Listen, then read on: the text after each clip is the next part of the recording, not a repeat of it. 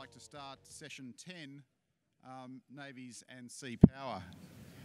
Before I begin, just a minor housekeeping point. In your pocket programs, the Z-Fold program, you will notice if you've read it closely that although this session is due to start at 15:40, at 16:20 we go into session 11 on the International Fleet Review, and then 10 minutes before that we're due to actually start the presentation. Just to clarify, the presentation on the RAN International Fleet Review will start at 16:20 and the closing ceremony will start on time at 16:30.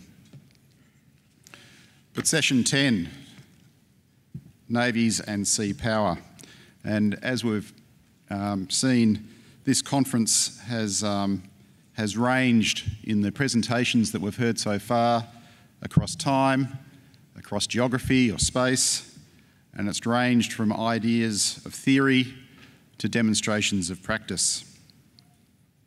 And with this in mind, and this huge scope in mind, I've great pleasure in introducing Dr. Norman Friedman, who is an author that has proven his ability to argue across a large canvas and to bring the many aspects of sea powers and navies together and make cogent and powerful arguments.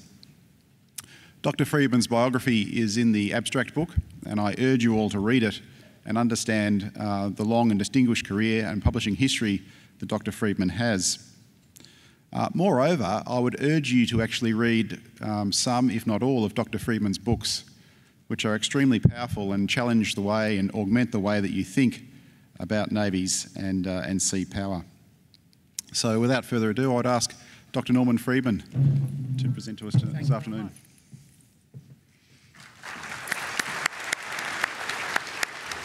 Admiral Griggs is here. Thank you for having me.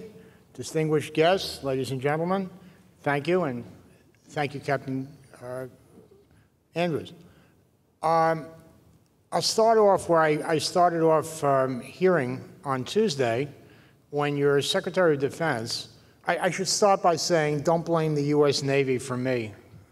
I'm just giving my own views.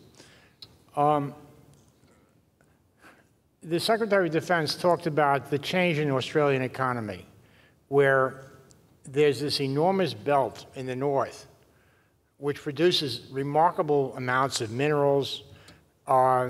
It produces a large amount of the value of your economy, and we have to defend it.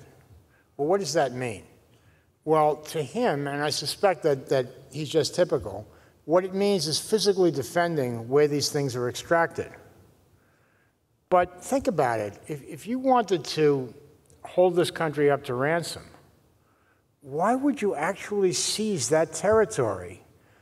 After all, to make it valuable to you, you'd have to take the stuff out of there yourself, and it could be blown up. That is what people do when you grab their minerals or their oil fields or whatever.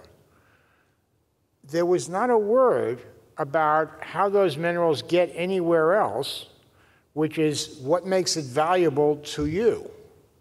Without that shipping, this stuff is just junk in the ground, right? And if you don't take the shipping seriously, how can you be serious about protecting it either from pirates or from people with anti-ship missiles? Take your pick. Now, it isn't cheap to protect overseas trade, and it's absolutely correct that we're talking about ships and not somehow roads in the sea. The word slock is a horrible one. But if you're going to be serious about why there's sea power, that's what you get serious about.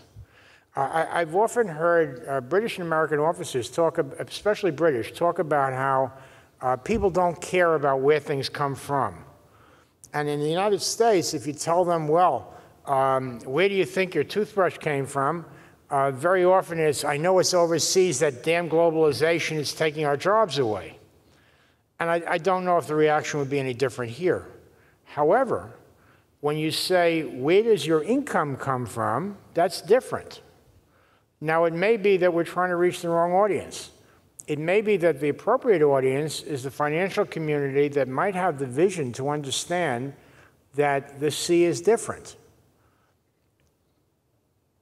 Our problem in explaining sea power is that from a sea power perspective, the world is fundamentally different than it is from looking at a map. That in some way, the sea is a shorter distance than anything else. So that if you looked at the right kind of map, which doesn't exist, coasts would be close together and interiors would be enormously distant. So that the famous line used to be that the Japanese conquered the American car industry because it was cheaper to take a car from Tokyo to New York than it was to take a car from Detroit to New York. They also made them work, which had something to do with it. It's very difficult to get that abstraction across, and yet that's what globalization means. That's what the modern world really means. Now, if this was Switzerland and much of your export were something small like diamond rings or elaborate watches or something like that that you could travel by plane with, okay, I wouldn't be here. It would be sort of a joke. It isn't. If it's heavy and bulky, it goes by sea, end of story. Maybe you can put it on a railroad, but that's not very enjoyable, and it's kind of expensive. And railroads are hard to build, and even harder to maintain. Once you say that, then maintaining that ability to travel by sea becomes terribly important. Now, what you heard yesterday was that if you have local governments which share the same ideas about what's legal and what's not, it's not that difficult physically. It becomes an administrative problem. They have to have enough ships to do the job. What you have in much of the world, however, is people have very different ideas. If I look at the session on the South, you have a lot of countries that are broke. And they're all supposed to subscribe to the laws that help us. You know that if you're very poor and you're in a legal situation which seems rigged against you, law tends to become suddenly illegitimate. My wife used to be in the judicial system. She saw a lot of that. You think governments don't think the same way? The reason that China will probably end up thinking more or less like we do is they're in the position we are. They're a rich country. And they're probably having some difficulty realizing how rich they are compared to how poor they used to be. But they'll get over that very rapidly. When you look at maintaining good order at sea, there are two things that come up. One is a problem of structure.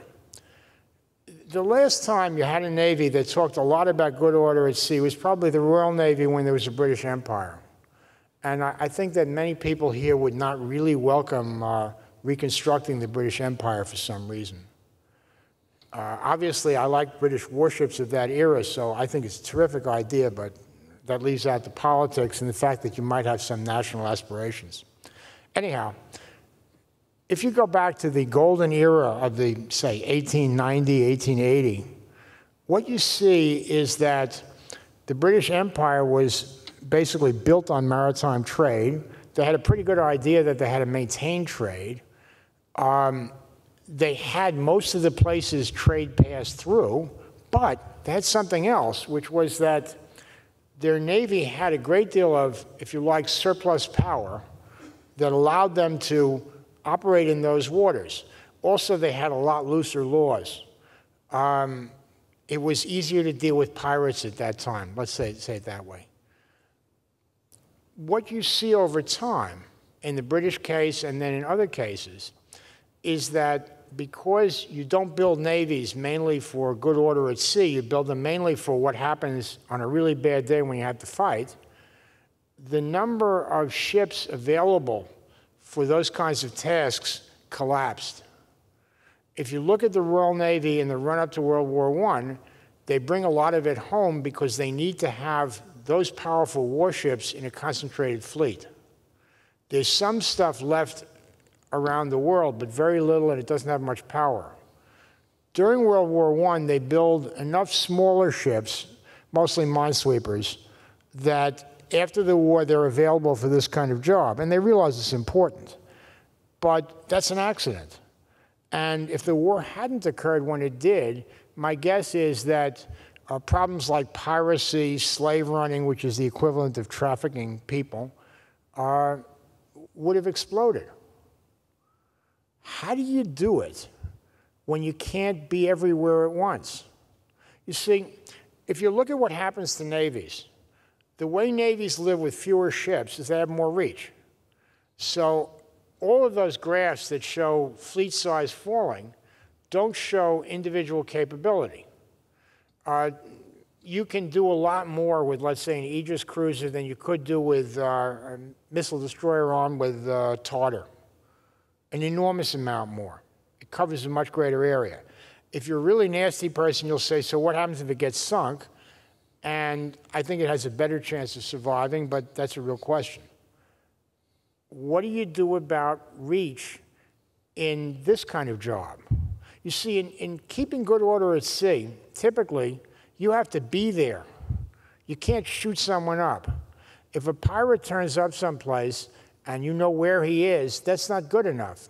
You can't just blow him away. Well, maybe. You're not supposed to. It's a police job.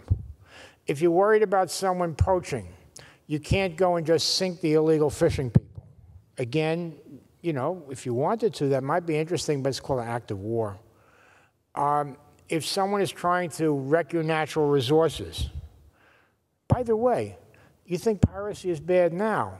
If you see a lot of minerals being extracted from the sea, a lot of oil rigs and things like that, you think those are not worth holding up to ransom?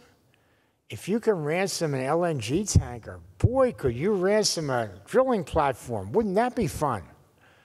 And that might be one reason you don't see a lot of drilling operations in places where you might not feel safe running them.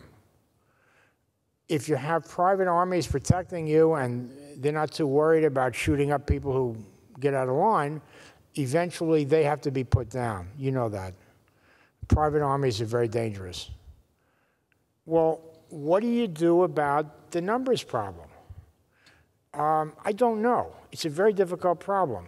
I can only tell you what the U.S. Coast Guard tried to do, and I can tell you how well it did or didn't work. We got stuck with a numbers problem in the Coast Guard because the cutters we had were dying, basically.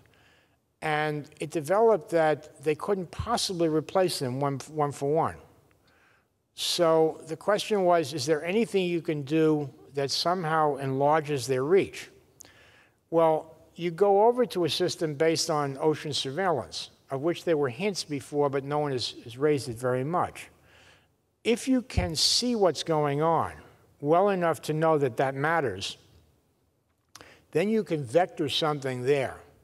So you go to faster cutters, but most of all, you go to things you launch from the cutter, which usually means helicopters and interceptor boats. You have something of that in the Armadales in the north. Take a look, you'll notice you have fewer Armadales than you had the ones before. Take another look and you notice that there is special border patrol aircraft with radar. All that stuff goes together. By the way, the cost of those things is one reason the numbers go down. Those are not free.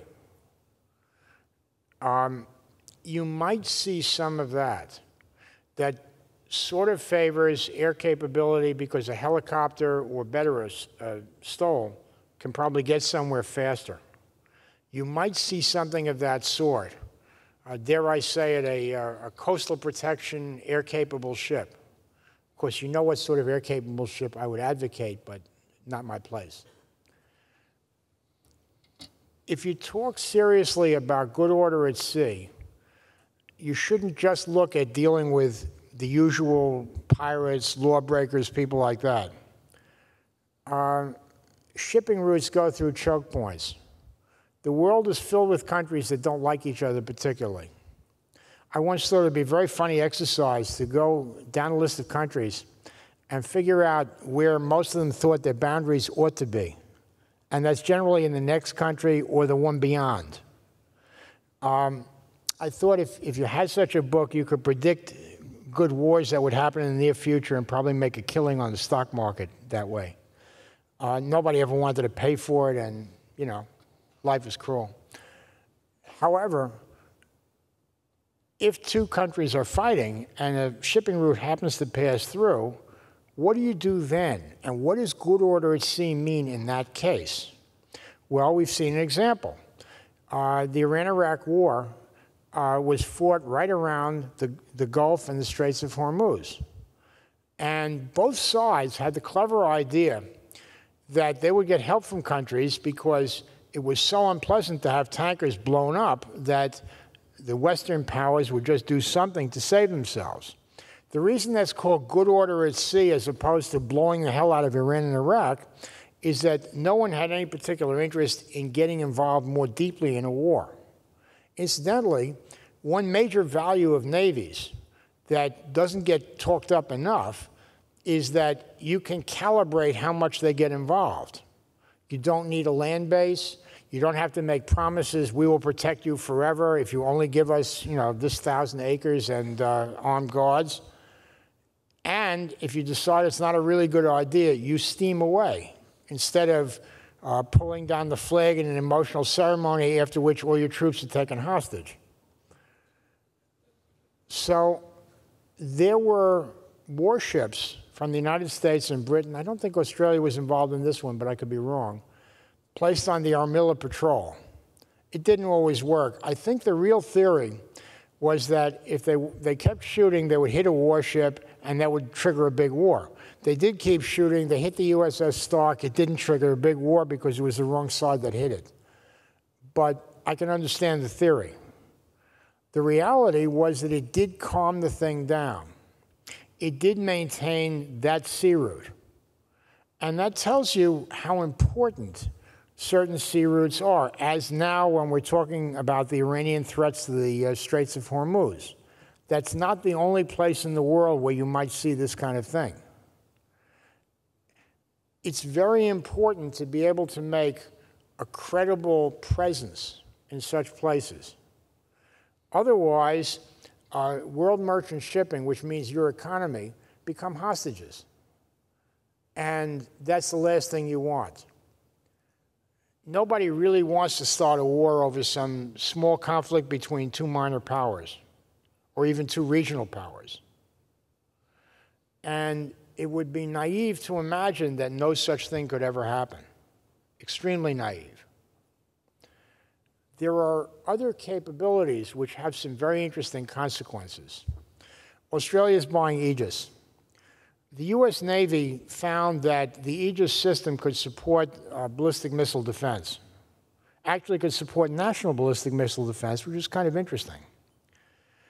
But if you go back and you look at international tensions, what you'll find is that ballistic missiles will probably be the weapon of choice when two third-world countries fight it out. The reason is, among other things, that you can't buy heavy bombers anymore. So if you want to do a lot of damage, it's either a very expensive fleet of tactical aircraft or buy some missiles. One of the payoffs of missiles is that you don't need a lot of people flying them, so you can have a small but trustworthy group of your own picked fools who will fire these things off. Why do you think the Iraqis really liked Scuds?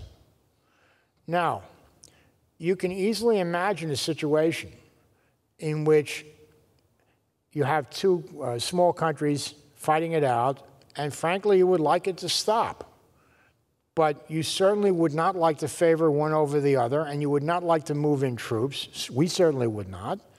And you would not like to do any offensive action against either one. Sea-based BMD gives you this interesting option of cooling it off without having to be on anybody's territory. And that business about not having to be on people's territory is kind of important. Navies are special that way. There are jobs which can be done cheaply by an Army or Air Force detachment, except you find out that the real expense is in being allowed in, and then the real unpleasantness is when you decide you don't want to be there. You might look at Afghanistan that way, although obviously there's more to Afghanistan than what I'm saying. If you have a world in which there's a certain amount of instability, but you're unlikely to see a lot of large-scale warfare. Things are kind of edgy, but they don't go very far. These are very valuable capabilities, and they're not to be laughed off. Now, the numbers are bad for us, and if you look over time, the trend in numbers of warships is going down.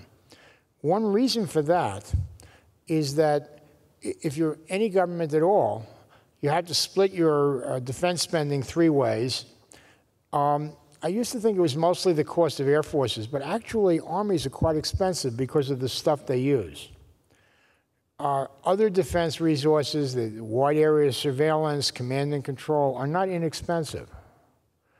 And that choice between having, if you like, a 3-dimensional military and having a forward Navy is a very difficult one for any government. If you believe that this is a century of global trade, if land warfare becomes increasingly difficult any way that you might like to go, it may be the century of sea power. That's what I believe. If that's the case, that's where the money ought to go. A lot of governments, once there were 3 services, had the attitude that there were like 3 political parties in a coalition. And if you didn't go by thirds, that was not fair. What I'm telling you is, at a crunch point, you can't be fair. By the way, that doesn't always favor us. We were crunched badly in the late 40s, and we favored nuclear deterrence, and we cut the Army and Navy quite badly. It turned out nuclear deterrence didn't work, partly because we didn't have any bombs, and Stalin knew it, which was unfortunate. But when you get stuck, you make very bad choices, or very difficult choices. Bad is not proper. Later we found out that we could pump up the money and it was not that hard. But that was then and this is now. Good order at sea doesn't sound sexy.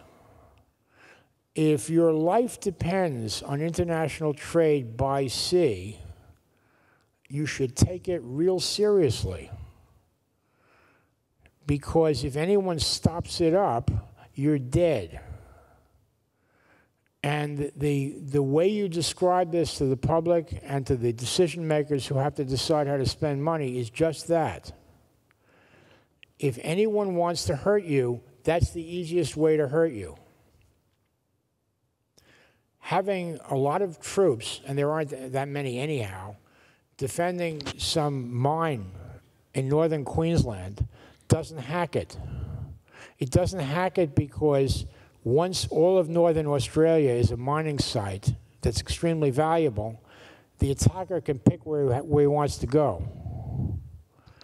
And the only concentration of targets is in the ships carrying the stuff. Either you protect them, and that's against everything from pirates all the way up, or you're a large, fat, rich guy walking down an extremely dark, unpleasant alley at night in a bad city. That sound familiar? Now, what you've heard before was this is not easy, that modern weapons are quite nasty, ships are getting pricier for whatever you get. The global trade thing means there are more targets, but then it becomes a question of how easy it is to identify your ships as targets. That may not be so easy. These are issues that have to be thought through. Hopefully they're being thought through.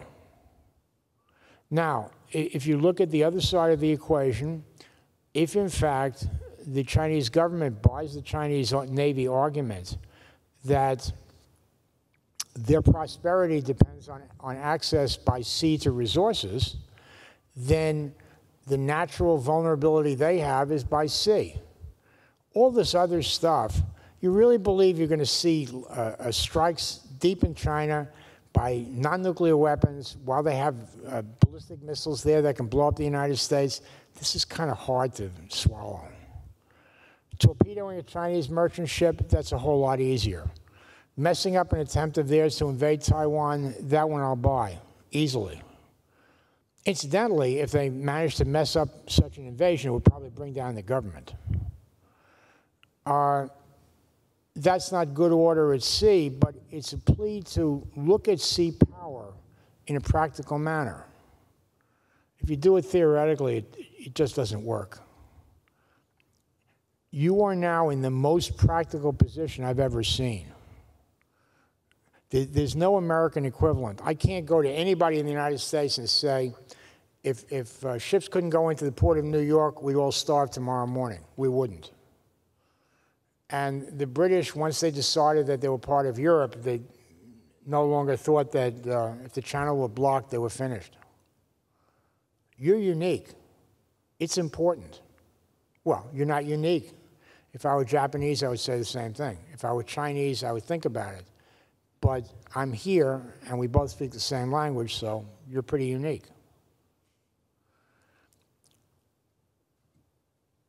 The problem of defending against higher order threats in channels like the Gulf means that you really can't go to a widespread small ship navy that might be very well adapted to maintaining good order, let's say, nearby.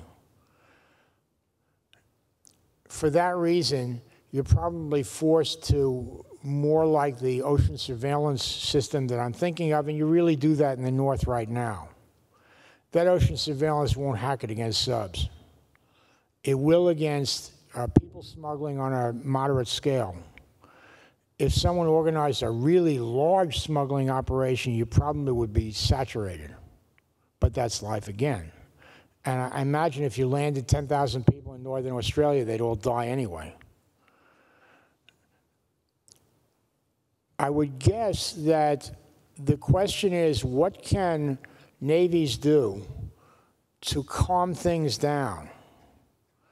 And the calming things down is kind of valuable, and that's what I meant by the BMD part. When you look at your Navy, it's an extremely competent, moderate-sized Navy. What it buys your government is a level of independence at one end, and at the other end, it's the ability to coordinate with other navies in such a way that they need you. If they need you badly enough, their governments listen when your government talks. That's not a bad combination. Now, if you want to go to something where you're independent at every scale, all you have to do is manufacture another 100 million or so Australians, make them into the same thing you are, and then buy the Navy that goes with that. I think I'd be laughed off the stage if I suggested it. If you're going to be roughly this size, you have to have the ability to be so valuable to others that they badly want you to play with them, and they badly need your expertise.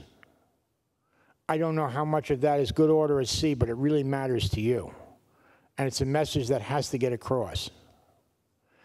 Your Navy is probably uniquely valuable that way. Maybe special forces are the same thing. Your Army isn't large enough to be essential in a larger operation. Armies are more a numbers game. Your Air Force probably isn't that large on a proportional basis either. Your Navy is, because naval forces in general aren't that large. Value it. It's very valuable. It's wonderful.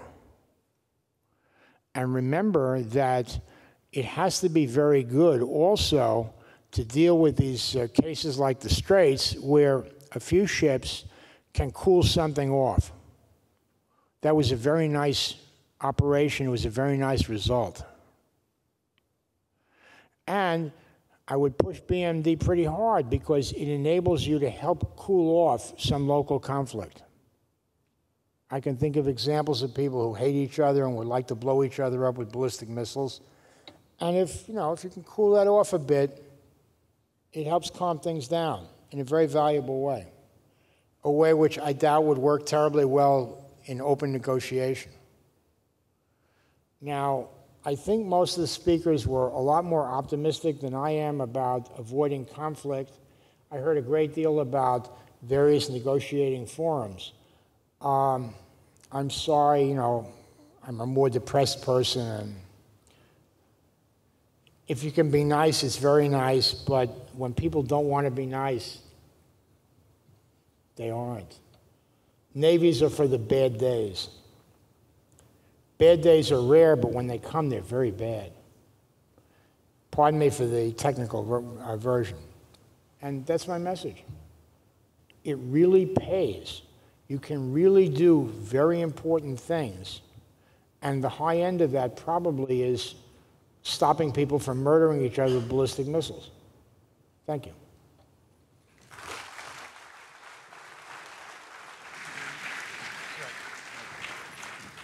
And now you can shoot at me. Well, thank you very much, Dr. Friedman. As ever, thought-provoking and entertaining. I'd now like to open up the floor for questions.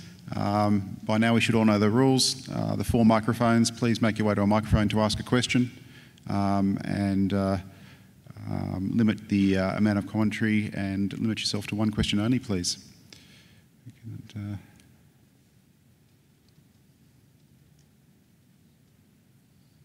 No one?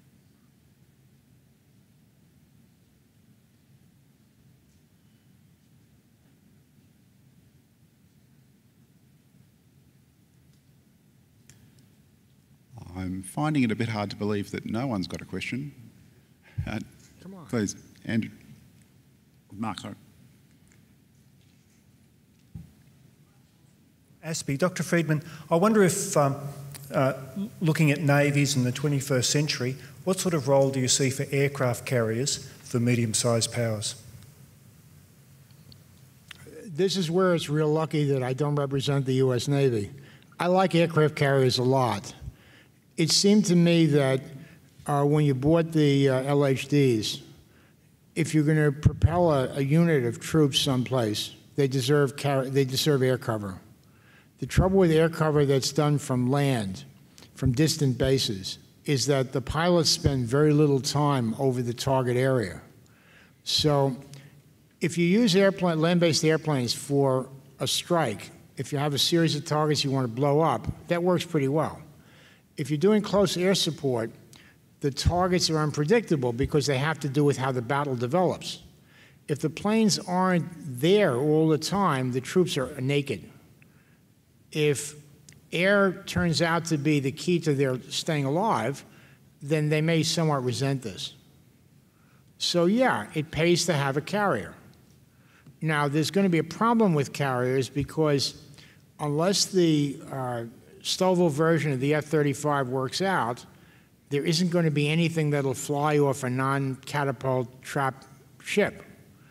And since the F-35 is now the most expensive item in the U.S. budget, and the budget is under horrible pressure, but the payoff is the ability to get near the target area. It's a very large payoff. If you don't want to do it that way, it's possible you might do it with UAVs that would be kept in the air for very long periods by being refueled in the air. One of the factors in long-range air is pilots get tired. They make mistakes. Mistakes in this case mean either they don't kill the people trying to kill your troops or they kill your troops, neither of which is very satisfactory. A UAV responding to a designated shot where you could designate the target geographically with GPS or something like that might hack it. Manned aircraft at great distances are a terrible idea. There was a horrible case in Afghanistan where we killed a bunch of Canadians, and I think it turns out that it was because it was an Air National Guard plane from a distant land base where the pilot was extremely tired. So yeah, it pays. Now, it's pricey. I suspect you could get it cheaper if you cut out a lot of the bits and you just concentrated on having a platform that could support aircraft and retrieve them, but I'm not sure. But yeah, I'm a carrier guy. Does that help? I like nuclear subs too, so you know. Good luck. Neil. Neil James from the Australia Defence Association. Norman, I'm just curious as to what you think of Australia attempting a maritime defence strategy, but without any form of Marine Corps. Well, I'm not sure of the details of the strategy. I know that a lot of it had to do with what you could replace your current fleet with, and then there was a matter of the 12 new subs. And the 12 new subs were characterized in part as national deterrent, which made sense. I don't know what your choices were other than that. I would have bought you a carrier and the AWDs, and I might have gone cheap on ANZAC replacements, but I don't know the numbers. And it's bad for me to act smart at this point. But you can see the numbers problem because the replacement for the Armadales is a multi-purpose ship with some kind of modularity. And that tells you that the squeeze on numbers is alive and well, and it'll hurt you. Now, the alternative would be something a good deal bigger with a lot of interceptors or something like that. And the one thing the strategy documents never discussed was surveillance. But that's obviously the key to making this stuff work. If I can ask a follow-on. Now, presumably there's a classified version that does discuss that. If I can ask a follow-on question, though. The problem simply is we seem to have a cultural mindset that says maritime power and the projection of maritime power is a purely naval phenomenon. And we don't appear to have addressed the problem of maritime power is more than just naval platforms and the ability to use them. It's the ability to project forces ashore, and this can only be done really with a marinised land force. Well, but if you look at your land force, my understanding is that they feel somewhat marinised. They tend to talk a lot to the U.S. Marines. So although the document may not have said it, my understanding is a lot of the practice goes that way. Obviously, maritime power is a lot more than that. I wasn't suggesting that I looked at this thing and said, oh, wow, they've got everything right. Look, maritime power also includes your ability to operate MPAs, and it includes whatever kind of anti-submarine surveillance supports the MPAs, which I have no idea about because you've been very good at keeping it quiet. And I know you've modernized your MPAs and you're buying new ones. There's also the question of exactly what the wedge tails do in maritime surveillance, and there's a question of exactly how well Gindley works. All of those things go together in a maritime picture.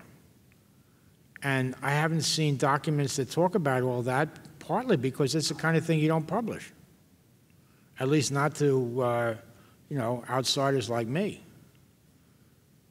I'm not suggesting that Australian secret should be my standard reading matter. It better not be. Commander Gordon.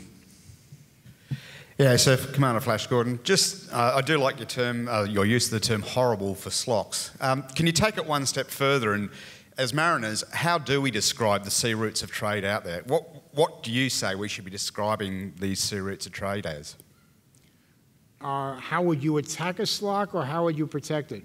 No, you in the beginning of your speech you said the term slock is a horrible term. Oh, it's a horrible term because it gives the impression that there's a road, and it's very well liked, often by civilians who think in terms of protecting this nicely defined road in the sea. But there's no reason that a ship can't go where it wants.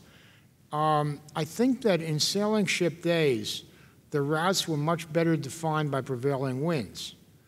But once you have powered ships, good luck. I mean, there are most efficient routes, but there's no reason why they have to take that. So the phrase slock induces people to imagine protection, somehow laying mines along a route or something like that. And it always turns out you can never do enough. These are very long distances. So your choice is either some form of direct protection like convoy, or some kind of attack at source. Or you do some kind of tracking of the bad guys and hit them en route. During the Cold War, we did attack at source. We did trying to find them in the open ocean using SOSUS. We also figured out that we could threaten the Russians where they cared, and they would stay home, and that was the strategic ASW stuff. The problem is that anything you do is a horrible numbers problem, because if you're protecting your ships that are moving, you have to form convoys, and the convoys need cover. If the other guy has some kind of ocean surveillance and he can overwhelm the escorts, then the convoy becomes essentially a tasty meal for him. So you find convoy going in and out of style. I'm interested in British cruisers in the 19th century, and that was the problem they faced. They give up on convoy because they can't build enough cruisers. They then figure out that merchant ships concentrate in certain areas, and they figure that a surface raider will be sucked into those areas, so you put the cruisers there. Now, that strategy assumes that he'll get his fill of merchant ships, but you'll get him. You try not to publicize this among the merchant people.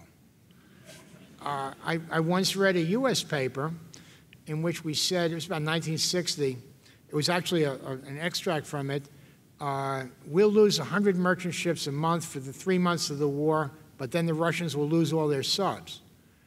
And again, I think that was not widely publicized. Similarly, at one point, we were very desperate, so we were using things called hot datum. Hot datum is a sinking merchant ship, and we managed to convince owners to put emergency radios in the funnels of their ships so that as it went glug, glug, it was tap, tap, tap. And I think the idea was, their idea was that we would show up with airplanes with lifeboats. Actually, I believe we were planning to show up with airplanes with sonobuoys and homing torpedoes, and the theory was the submarine wouldn't be that far from what it had done, from the mess it had created. That went away after a while. But by the way, saying that there will be thousands and thousands of merchant ships, from my point of view, oh great, then I can lose a few and not notice. And that's exactly the way a strategist would look at it. You know, you lose a few, he loses all his subs. Subs are very expensive now, especially nice nuclear ones, bluey, you know. And on that cheerful note, I think we might draw this session to a close. If I could ask, please, that everyone here thanks Dr. Friedman in the normal manner. Thank you.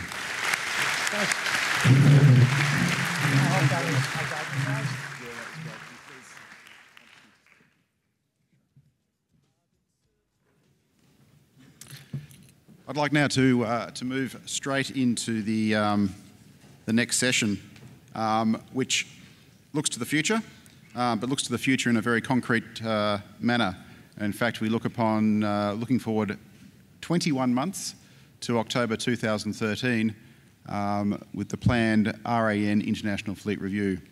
And in order to update us on the plans for the Fleet Review, I'd like to welcome to the stage Captain Nick Bramwell, who is the Director of this Fleet Review. Thanks, Nick. Thanks very much. First of all, I'd like to say that I feel extremely privileged to follow such a distinguished speaker as Dr. Friedman this afternoon, but maybe not so privileged to be the last speaker on day 3 of the presentation. The slides don't seem to be working. No, I want to go back. It's gone too far.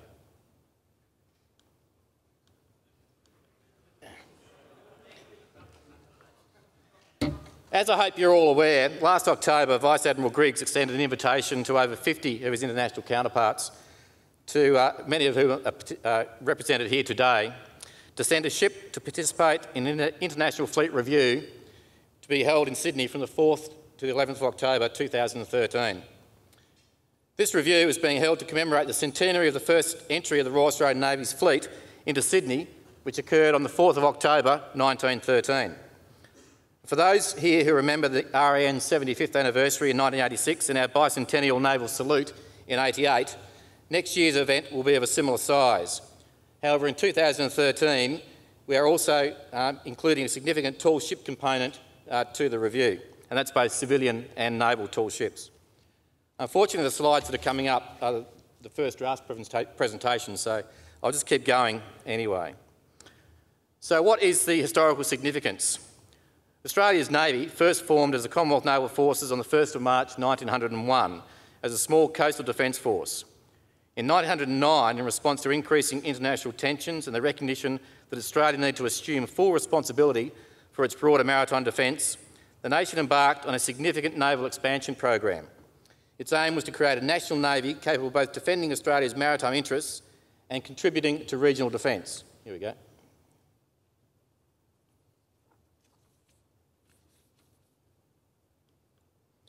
Australia's new fleet took several years to build, but on the 4th of October 1913, the flagship HMAS Australia led the Australian fleet of 7 cruisers and destroyers, HMAS ships Melbourne, Sydney, Encounter, Warrego, Parramatta and Yarra, into Sydney Harbour for the first time.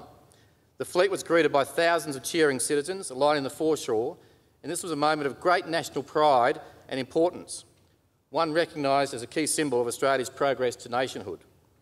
Significantly, whilst greeting the 7 fleet units, Prime Minister Joseph Cook remarked that since the arrival of Captain Cook, no more memorable event had happened than the arrival of the Australian fleet.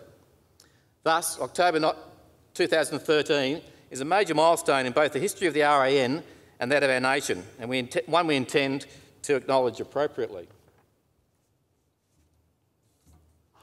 The intention is for as many warships as possible to rendezvous, conduct patrol exercises, and then to enter Jervis Bay on the New South Wales south coast on the 2nd and 3rd of October for a series of final fleet review briefings and to also acknowledge the centenary of the Australian Capital Territory. This will be a significant event in itself and essentially mirrors the pre-entry activities of the RAN fleet of early October 1913. The more formal aspects of the review will commence with a formation entry into the harbour on Friday the 4th of October 2013, exactly 100 years to the day after that first entry. The ceremonial review and of the assembled ships will subsequently take place on Saturday the 5th of October in the harbour. Other concurrent activities being planned include a combined naval march through Sydney's Central Business District, inter-Navy sporting fixtures, cultural events, and, subject to the availability of a suitable venue, a 2013 Sea Power Conference and Pacific Maritime Congress and Exhibition are also being considered. They'll be followed by a combined fleet departure which is planned for Friday the 11th of October 2013. And on completion of the ceremonial activities, all visiting warships will be invited to participate in a combined maritime exercise, tentatively named Exercise Triton Centenary, to be held off the east coast of Australia. In March 2009, RAN and RNZN units conducted an impressive formation entry into Sydney. You could say it was a practice.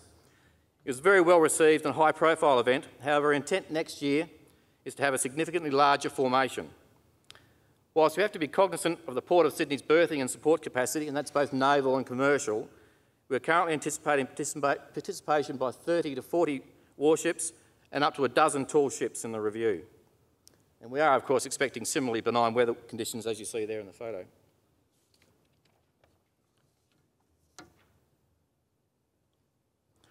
As a percentage of the then population of Sydney, the crowds witnessing the 1913 fleet entry were reportedly very impressive and, as you can see, equally well dressed. In 2013, our aim is to attract a correspondingly significant turnout by the population of Australia's largest city. Something like this. Whilst this photo depicts harbour traffic during Australia's bicentennial celebrations in 1988, it's instructive to note that on New Year's Eve, harbour events, particularly fireworks, draw over 1 million spectators to the harbour and its foreshores in Sydney. This crowd number attracts a commensurate level of national and international media interest and is therefore our benchmark for 2013. Finally, for those of you familiar with Sydney's increasingly spectacular New Year's Eve pyrotechnics events, it's prudent to note that the first time the Sydney Harbour Bridge was ever used as a centrepiece for the city's fireworks was during the RAN 70th anniversary in 1986.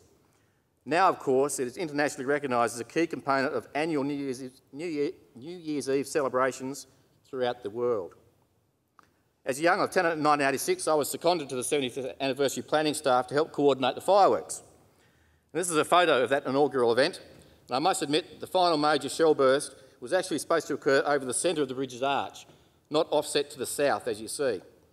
So it's seen that 27 years down track, CN's given me the opportunity to get it right this time. And with the help of our international friends and domestic partners, that's exactly what we plan to do. So to the Chiefs of Navy and their representatives in the audience, we look forward to welcoming your ships and their personnel to Australia in 20 months, and that's 20 months to today, to help us commemorate the centenary of the Royal Australian Navy's first fleet entry to our spectacular harbour city. Thank you very much.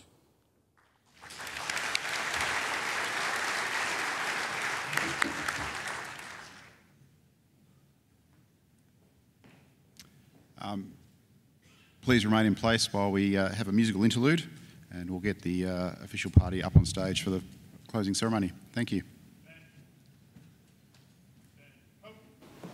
Ben, ready?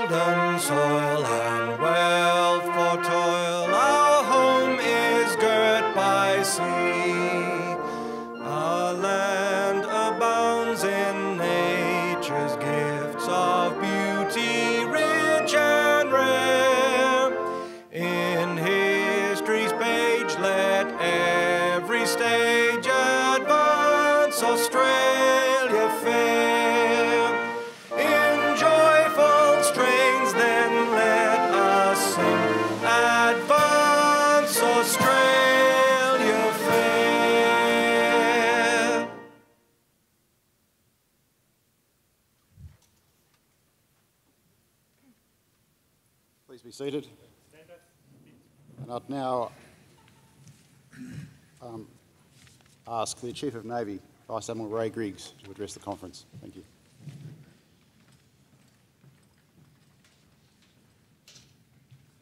Thanks, Gordon. Good afternoon, Vice Admiral Chris Ritchie and Mr John Jeremy, distinguished guests. Ladies and gentlemen, I would like to welcome you to this final part of the Sea Power Conference of 2012. This year's theme, the naval contribution to national security and prosperity, has clearly, I think, resonated throughout the week. With such a broad theme, we've been able to explore a variety of topics, notably the experiences of our neighbours, friends and allies, the importance of international law of the sea and its relationship to Australia's posture as a maritime power. It was good to see a wide range of views expressed, both in papers and in question and answer sessions. And importantly, I think it was good to see that not all presentations reinforced orthodoxy. The Minister for Defence talked of the conceptual and practical challenges for Navy in the progress report of the Australian Force Posture Review. I think it's fair to say that we should also add opportunity to that list. And I look forward to the progress of the review and the final version of it and its input into what will be an important white paper process in the next 12 to 18 months. I've been delighted to see so many international delegations attend the conference, and again I thank you for the journey that you've made. Away from the conference floor, I know that there has been some crucial interaction, further strengthening our understanding of the key issues that we need to work with. I've been very happy to see so many members of the Navy here at what is a very important professional development activity for junior to senior. It doesn't matter the rank, it's a great development activity for us all. It is, of course, our people who remain at the heart of our capability and our people who each day execute the naval mission, the naval part of our maritime strategy so professionally. And I enjoy, in fact, I like very much repeating how proud I am of our people in this uniform in this country. I will continue to say it as often as I can for the rest of the time that I'm the Chief of Navy. Sometimes it's not said enough. This is our largest Sea Power conference to date, and with more than 1,500 delegates, as I mentioned on Tuesday. The next conference, as Nick has stolen my thunder, will be held in October 2013, subject to a venue. And that's the only reason we're caveating that at all, is that this facility may not be operating at that point in time because of a major redevelopment here at Darling Harbour. But we look forward to the International Fleet Review and the conference being held at the same time. It will be a significant event, and I hope we see many of you back here at it. So as the conference itself draws to a close, there are a number of people I must thank for their efforts in not only this week, but in the months leading up to this conference. In the first instance, we've had the privilege to hear from many distinguished speakers throughout this program, many of whom have travelled from afar to share their expertise. And on behalf of everyone who has attended the sessions, I would like to again thank our speakers for their efforts in making it here and delivering such top-class presentations. I'd also like to thank the many RAN staff from the Sea Power Centre, from Navy Events, from Navy International Engagement, from the team in my office, our ships and our people here in Sydney who have worked tirelessly to coordinate an exceptional program, including a number of social events. Of course, there is no show, there's certainly no Sea Power conference without the band. And again, they excel. And they are a part of the Navy that we should be incredibly proud of, and I thank them for their outstanding job. I'd also like to thank Maritime Australia Limited for providing a fantastic exposition to go with the conference.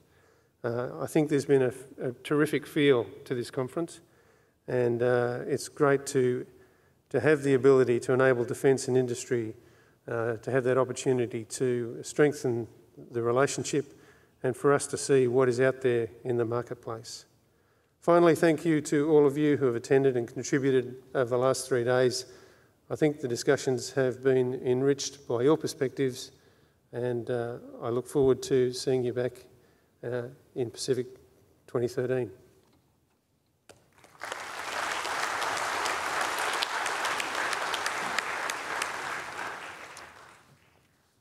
I'd now welcome the Chairman of the Organising Committee for the International Maritime Conference, Mr. John Jeremy, to address the conference.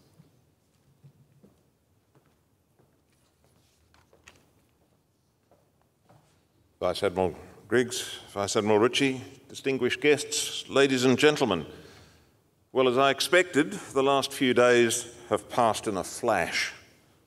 I hope you all have been able to exercise that ideal time management and extract the maximum benefit from the excellent conference programs. In the International Maritime Conference, we've had presentations on a wide range of topics. Not surprisingly, many, indeed most, have been Navy-related. Today's naval program, and that of coming years, presents many challenges and opportunities for our young engineers, naval architects and scientists. It's an exciting future, and meeting those challenges will present many opportunities for bright young Australians and benefit for the nation as a whole. Despite this focus of the conference, I'm pleased to say that we've found time to consider matters which might be regarded as equally important to Australians. For example, the design of circular wave tanks for surfing. So as we close Pacific 2012, it's my pleasure now to thank a wide range of people. Maritime Australia for organising the exposition and strongly supporting the International Maritime Conference. The Royal Australian Navy for its huge contribution to this event. The IMC Organising Committee, and particularly Adrian Broadbent and his team on the Program Committee. All the authors, presenters and session chairmen, and all the delegates from Australia and overseas who've taken part and provided the real value of the last few days.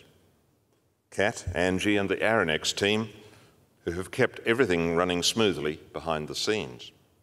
And of course, our sponsors, without whom the IMC would not have been possible, BAE Systems, Lockheed Martin, UGL and Defence Health.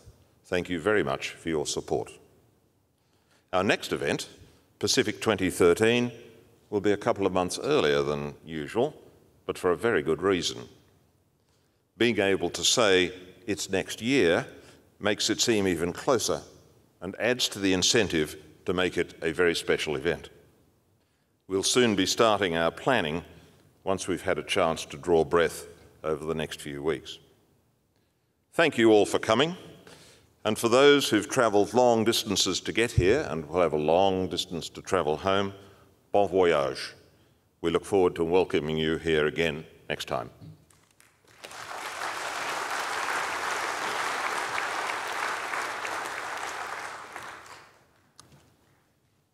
And finally, I'd ask Vice Admiral Chris Ritchie, RANR, to come up and address the conference.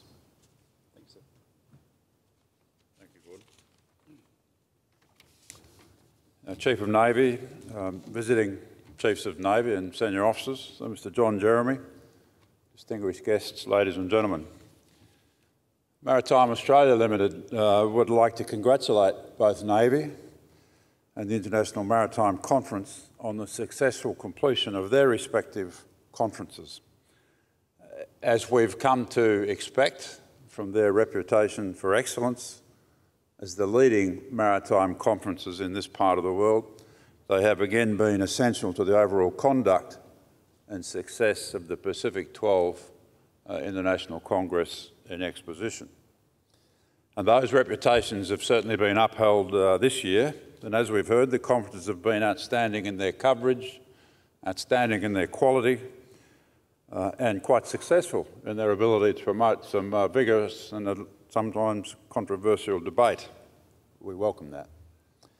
Pacific this year has drawn extensive media coverage and comment on the issues and the challenges that face the Navy and the maritime industry in the next couple of decades. That's a great thing.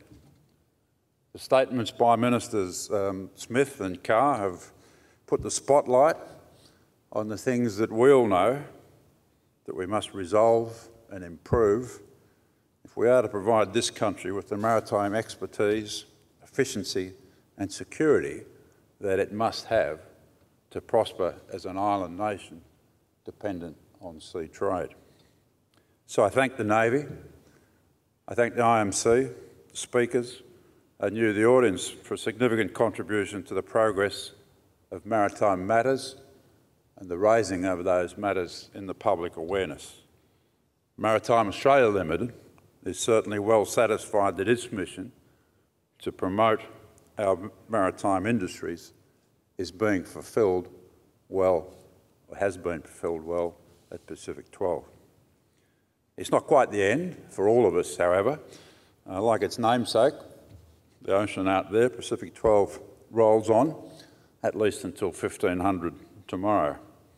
But I take this opportunity to thank the exposition exhibitors and seminar participants for their efforts in putting on a magnificent show at Pacific 12. Maritime Australia Limited really does look forward to Pacific 2013 in October next year, and as you know, that is in lieu of the event in January 2014. The International Fleet Review, Pacific 13, and the celebration of the arrival of that first Australian fleet in October 1913 will certainly make for a truly memorable event. Whatever happens to this venue, we will have a venue. It will be on Sydney Harbour. Maritime Australia Limited aims to make Pacific 2013 the best yet, so don't miss it. Thank you.